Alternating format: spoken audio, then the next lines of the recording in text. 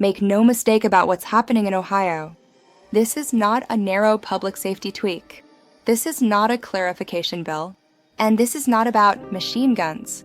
What Ohio lawmakers are advancing is a deliberate expansion of criminal liability aimed squarely at law-abiding gun owners, using vague language that ignores Supreme Court precedent and constitutional limits.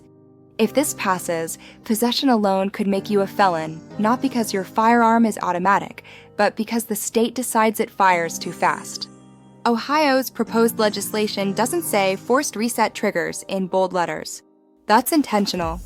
Instead, it uses sweeping language to prohibit any device, part, or accessory that accelerates the rate of fire of a semi-automatic firearm, even if the firearm remains semi-automatic. That wording is not accidental. It is designed to be elastic, so enforcement can expand over time. Today it's FRTs, tomorrow it's lighter triggers. Next it's internal modifications, springs, or aftermarket parts. Once the standard becomes rate of fire instead of mechanical function, there is no limiting principle. The Supreme Court has already warned against this District of Columbia versus Heller.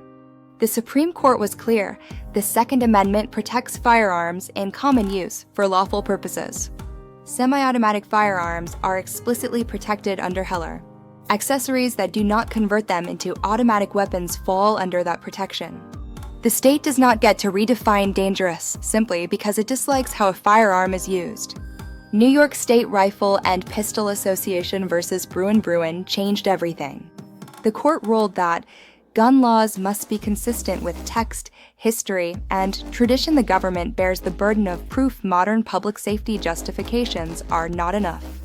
There is no historical tradition, none, of banning firearm parts because they make a gun fire faster while remaining semi-automatic. Ohio cannot invent a new category of prohibited conduct and pretend history supports it. Garland versus Cargill, this is where Ohio's strategy becomes obvious. In Garland versus Cargill, the Supreme Court rejected the federal government's attempt to treat bump stocks as machine guns through regulatory redefinition. The court ruled that a semi-automatic firearm that fires 1 round per trigger pull is not a machine gun. The government cannot criminalize devices by relabeling function instead of mechanics. Criminal laws must be clear, not creatively stretched. Ohio's bills attempt to do exactly what the federal government was just told it cannot do, only this time at the state level. Ohio's own constitution is being ignored. Ohio's constitution, Article 1, Section 4, states, "The people have the right to bear arms for their defense and security." That is not conditional language. It does not say, unless the legislature dislikes the rate of fire. Ohio courts are bound to interpret that provision at least as strongly as the Second Amendment, not weaker. Yet these bills treat a constitutional right as a privilege subject to legislative mood. The felony trap, here's the most dangerous part, and it's being downplayed. Under these proposals, possession alone can be a felony. No intent required, no misuse required, no violent act required. You don't have to fire the weapon. You don't have to harm anyone. You don't even have to know the accessory is prohibited. That is the definition of a status crime, something the Supreme Court has repeatedly warned against.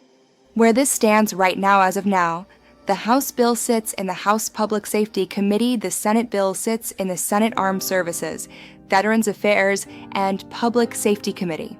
No floor votes, no governor's signature, but this is the most dangerous stage, committee silence. This is where bad bills are quietly amended, softened in title, and pushed forward when public attention fades. What happens if this advances? If either bill moves? Expect last-minute substitute language, expect claims that this doesn't affect most gun owners, expect assurances that law-abiding citizens have nothing to fear. Those assurances never survive enforcement. Once the statute exists, interpretation belongs to prosecutors, regulatory agencies, courts, years later, at enormous personal cost. Final warning, this is not about safety. This is not about crime.